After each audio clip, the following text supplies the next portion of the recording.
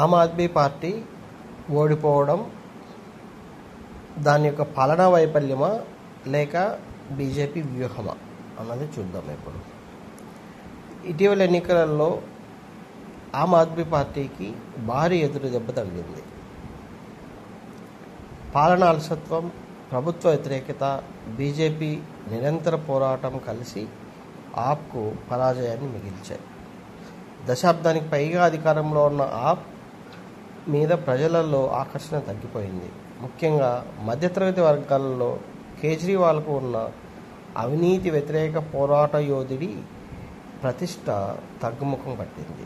ఓ సమయంలో ఆయన నాయకత్వం ఓ ఉద్యమంగా మారింది. కానీ అదే ఉద్యమం ఆయన పార్టీని నిలబెట్టలేకపోయింది.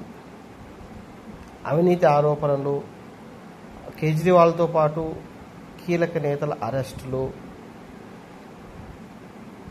ఆయన ముఖ్యమంత్రి పదవి నుండి తప్పుకోవడం ఆ పార్టీ గట్టి ఎదురు దెబ్బ తగిలిందని చెప్పవచ్చు. ఈ రాజకీయ శూన్యతను బీజేపీ అత్యంత సమర్థవంతంగా తనకు అనుకూలంగా మలుచుకుంది. భారతీయ జనతా పార్టీకి ఉన్న విస్తృత వనరులు, ప్రభావవంతమైన ఎన్నికల వ్యూహాలు, డబుల్ ఇంజన్ సర్కార్ అనే ప్రభుత్వ ప్రచారం, ఇటీవలి బడ్జెట్ సందర్భంగా ఆదాయ పన్ను పరిమితిని 12 లక్షల వరకు పెంచడం వంటి వాటిని ఢిల్లీ ప్రజలు స్వాగతించారని చెప్పవచ్చు.